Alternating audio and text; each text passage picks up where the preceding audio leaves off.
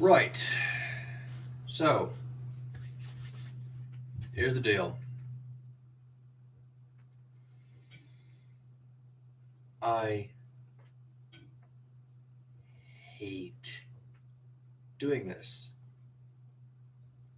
I hate talking about the industry when they keep pulling stupid shit and pulling me away from my duties.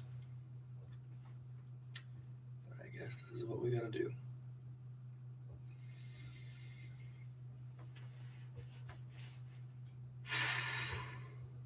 Right.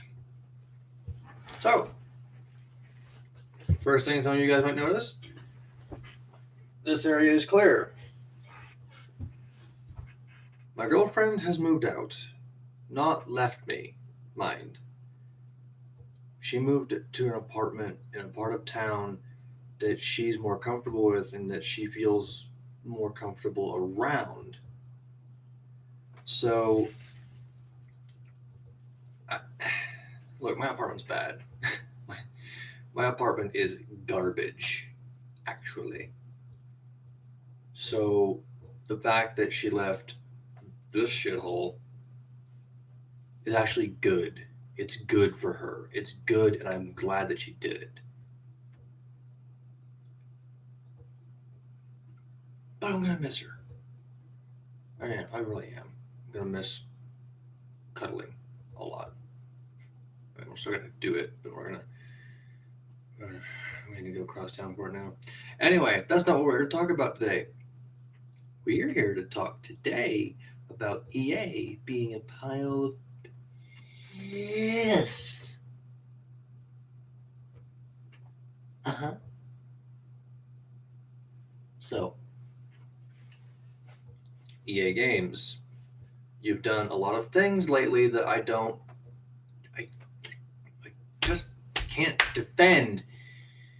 One of the main things you're known for is the nickname Unichronic Arts, which you've earned. Let's not play games. You earned that. Good job. Fuck you.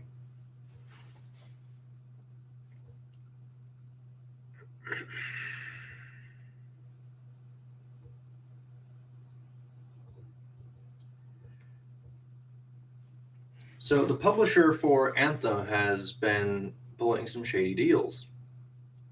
It was decided that people who come to get the Anthem game early reviews, yeah, anyone who tried to publish a review that was talking about the game's failings instead of specifically its strengths, instead of writing a hype piece, actually reviewing the game, which is their job, anyone who tried to do an actual review, it got shot down. To the best of my knowledge. Whether or not that's the case, any amount of that is a little bit bullshit. Considering the reason it happened was that a bunch of people got invited out to do this game early, and they're like, "Oh, wow, look at this! We're gonna give you some swag and some free stuff, and look at how generous we're being." Oh, okay, right. So then they immediately started pressuring people, using that visit as leverage to write hype pieces for this game. I want to be very clear. I want to be crystal clear.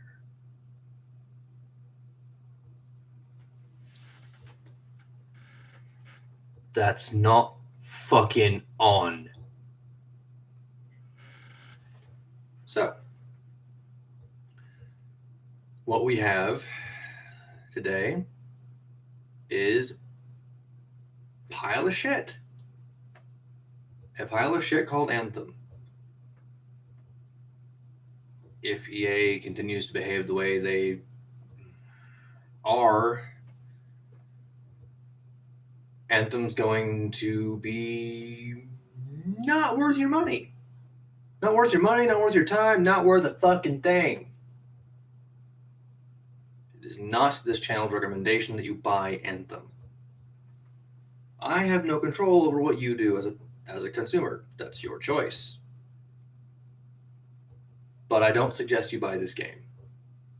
I suggest instead that we let it die and continue to let this publisher's games die so that they can learn a lesson in not being fuckheads. But it's not just about them. It's also about other publishers. Segueing into Activision, who recently got sued because when they released Bungie from the company, they did not disclose the full dealings of that with shareholders.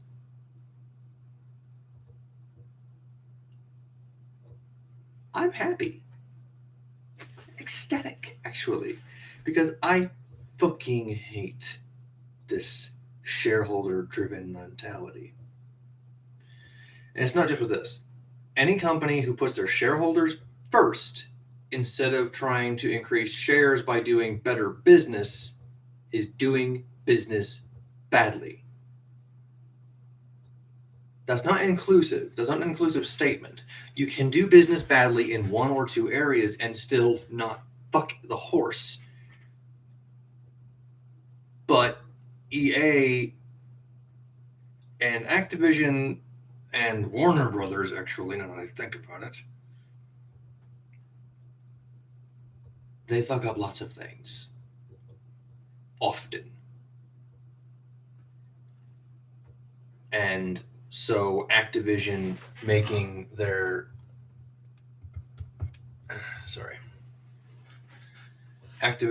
shareholders very, very angry over this lack of disclosure, well, I'm perfectly fine with that. I'm perfectly fine with that.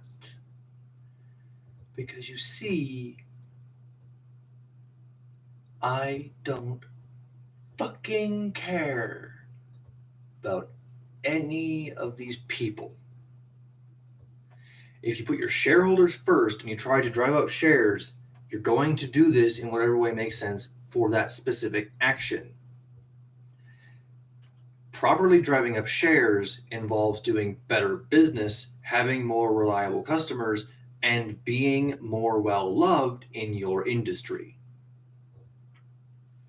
The reason it's not working now is because Activision and EA have shown their hands. They've shown their hands, and their hands are full of cum.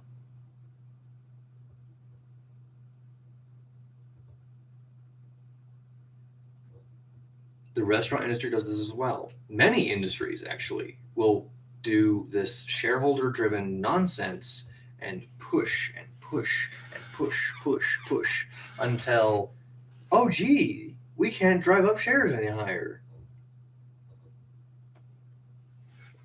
Extra History did a bit on the South Sea bubble, which burst.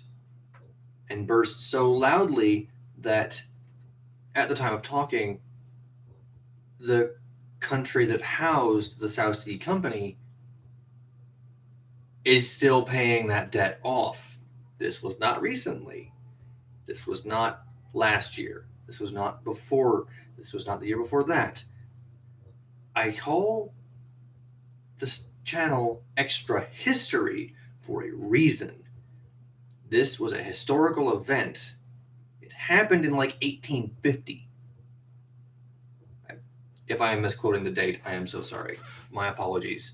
Mea culpa. But yeah, this was a very, very long time ago. In excess of 100 years, if my information is correct. They're still paying that massive, massive debt off. The South Sea bubble happened because in one of the earliest instances of a publicly traded stock company, the South Sea Company artificially inflated the share value of their shares. And those values just kept going up and up and up and up and up, all the way to the sky. And then when they came back down, they crashed so hard they took the whole country with them. Not an exaggeration. That they crashed the economy of their country. One company, mind, one company crashed. Where's the? Okay, let me just. No. Okay.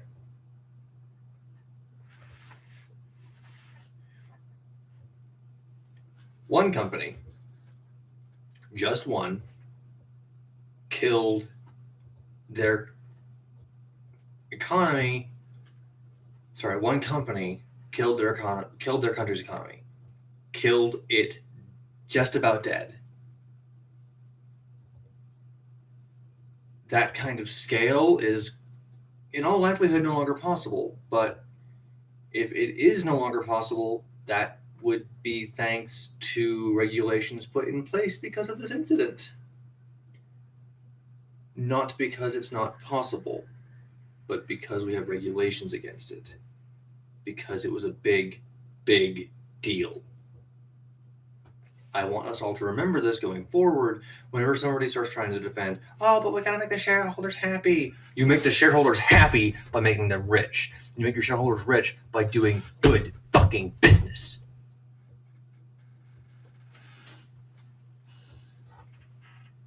Good business is not lying to, manipulating, and stealing from your customers.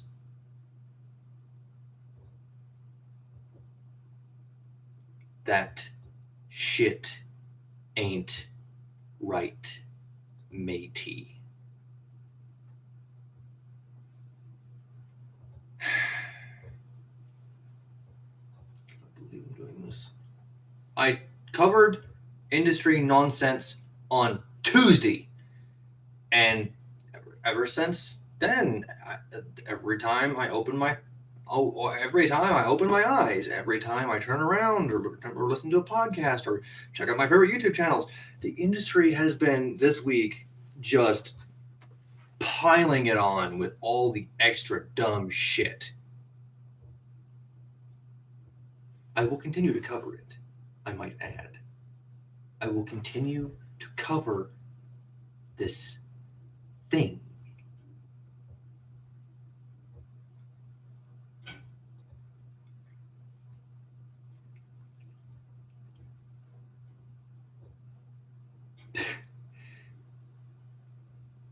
But this is what drives journalists nuts.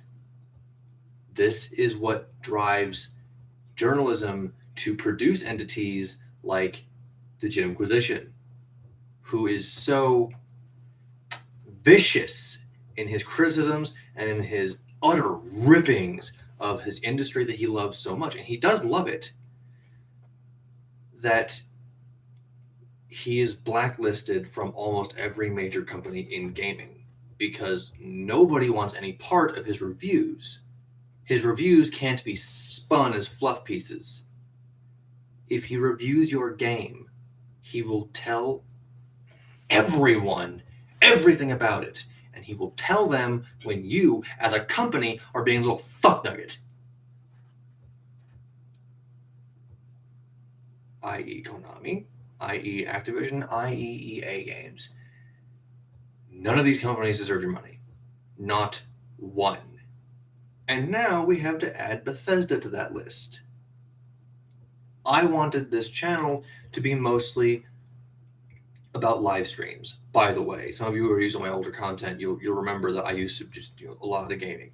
I still play a lot of games. I've been playing a lot of Warframe. I've been playing Stardew Valley. But I have a job. Actually, I have 2 jobs. I'm working 2 jobs on top of this and on top of my hobby. And now that I've committed myself to being a journalist, I have journalistic integrity that I need to maintain, which means that I must be honest and I must own up to when I make mistakes. and that I must continue to provide coverage of the industry that I promised to cover.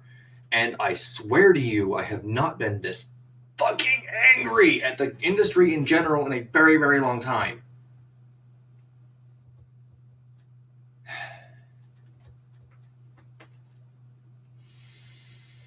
There is hope for Bethesda. There's actually hope for Activision, technically. There is nothing. I'm sorry, I mispronounced this. There is not a single thing on this planet that would make me want EA Games to succeed with their shitty fucking business. There's not a single fucking thing in the entire goddamn planet that would make me want EA Games to succeed. They have a lot of very lucrative properties under their necromantic grip, and they're just sitting on them. They're sitting on them because in EA's eyes, the best way to control the market is to strangle it to almost death, and then, like some kind of messed up sadomasochist, slowly let the industry breathe little by little as they slowly give back industry things that they themselves killed. In EA's eyes, the obviously healthiest way to do business looks an awful lot like a particularly popular meme where a man shoots another man and then turns to camera and says, "Why would my customers do this?" Or why would whoever do this? Basically, oh yeah, I'm just showing you what I'm doing, but then asking you why somebody else would do this thing I just did. As if it's their fault and not mine. Hyperbolic, mine. Obviously. I must go. That's an 18-minute live stream for you guys. I want to give you more content. I am trying so very hard. I have to work like 70 hours a week to maintain my style of living and my rent. And when I say style of living, I'm not talking about my lovely dress. I'm not talking about this fantastic Stetson I'm very proud of. I'm not talking about this fucking shitty webcam that I absolutely had to get replaced. I'm not talking about my blue Yeti. Red Yeti. It's because it's a blue Yeti, but it's red. I'm talking about my ability as a person to save money and to invest in my own projects. I love woodworking. I don't know if I ever told you any of this. I love doing this YouTube bit no matter how bad I am at it. I'm trying to get better. I'm not very smart. Please be patient.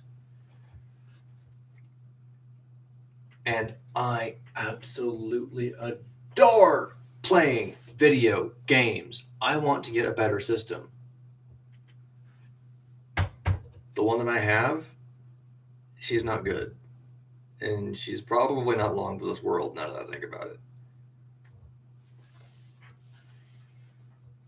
I am working 2 jobs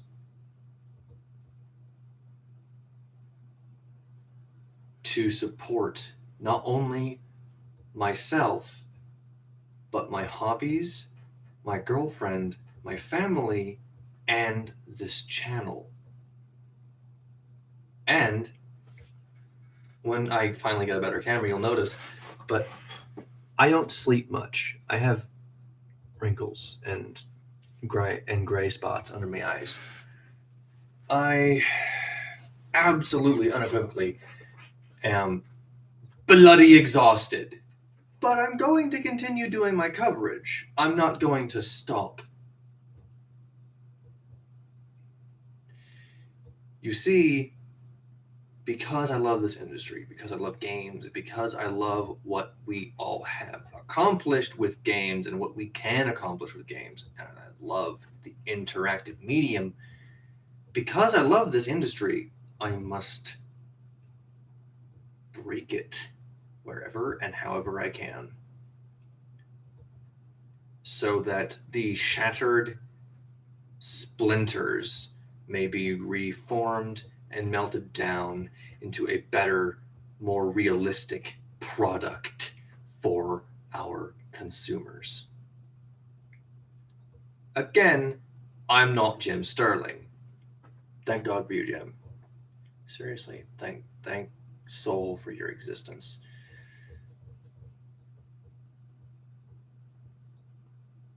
But I'm still now I am a journalist. I must cover the industry that I chose to cover. And now I'm looping back on my point again. Thank you all for watching. I'm very sorry that this is so off the cuff and that I haven't been able to keep to my schedule at all. This is really actually quite frustrating. I don't know if I have the ability to express how aggravating it is that I haven't been able to give you guys the content you deserve, and you do deserve it.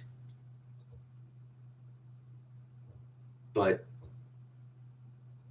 I have been quite busy. So more is coming. More will always come. Thank God for Jim Sterling. Whatever God you believe in. God, gods, necromantic entities. Thank Cthulhu if you like, but thank a god or gods for Jim Sterling. Because it's thanks to him that people like me come out of the woodwork to emulate him. He's not a god himself, probably. But it's thanks to him and his vitriol and his fire that other critics and other journalists are inspired to do coverage and to have integrity.